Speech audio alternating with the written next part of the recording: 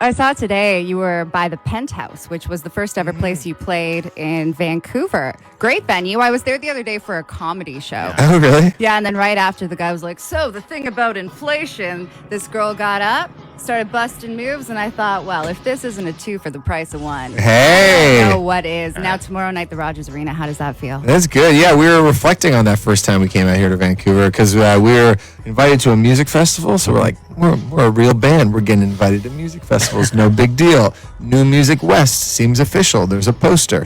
We're on the poster. This is cool.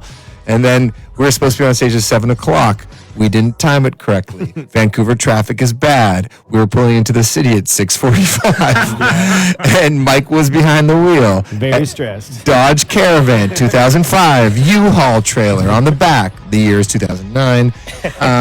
Yeah. Mike had to park the car in the alleyway behind the Penthouse.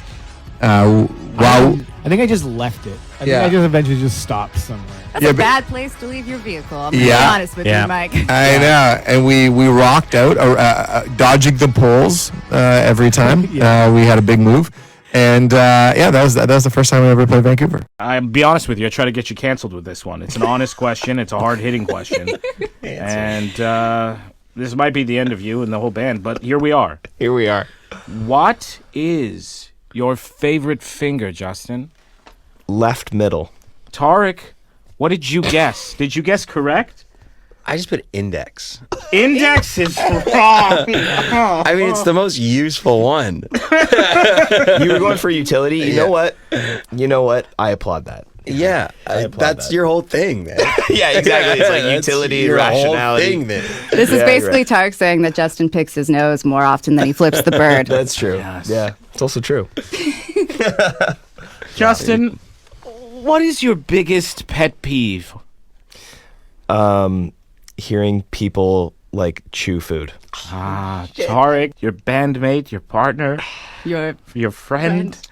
What did you guess? I put like general stupidity and incompetence. Oh. Oh for Just 2. general stupidity. He hates. Let's see if we can get Tarek on the board here. Yeah. Justin, this question in the world of cinema. If you could only watch one movie for the rest of your life, what would it be? The Departed. Tarek?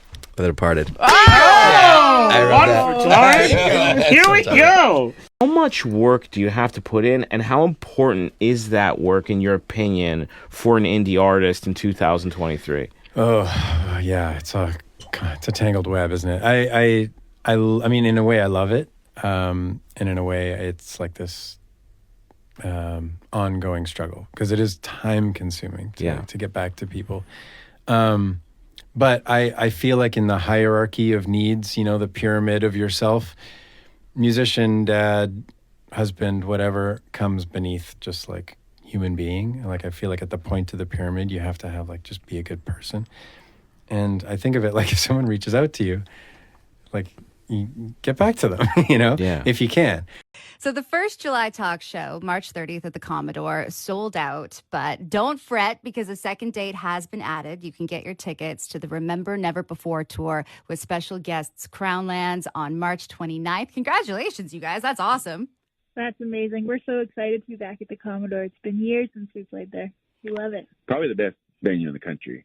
I went to the Commodore when I was like in high school and kind of snuck in with my sister who went to UBC, and we had, you know, we've had the luck of playing there a few times with Matt Mays and on our own shows and stuff. It's just been it's like a total dream. There isn't really many standing room rock and roll venues that are like that. Like I really don't think there is. And it sounds great, and the history that goes along with it. I just cannot wait for those shows. So thank you, Vancouver, for selling out the first show, and we can't wait to see you for the next one. I actually didn't know that we were adding one, so this is very exciting for me right now. We broke the news to you. And thanks so much for opening a new Sonic in Vancouver. We're so excited about that. Bobblehead. We got a bobblehead that proudly sits on the shelf. It bobbles at the hips, guys. It's not a bobblehead, but we appreciate you. A mover and a shaker. A mover and a shaker. Yes. I love it. And then you come home to Vancouver and you water the plants, or what's the first thing you do? I just got right back into the studio and started writing songs. I was so jacked up by all that energy from that tour, and playing those festivals, you have a really great window into how songs translate with that many people. And I felt quite inspired to try to go write the stadium anthem after being in a stadium, so to speak. So we were just talking about exposing your music to possibly new fans overseas. And this weekend you're playing for the fans at home. And a lot of us have been fans since the very beginning. So is that a different vibe? Does it play into the songs that you choose to perform? I think we will be playing pretty close to the set we were playing. Because, at this point we just try to pull the most impactful songs from the vast catalog, 8 records now. It's crazy. Yeah.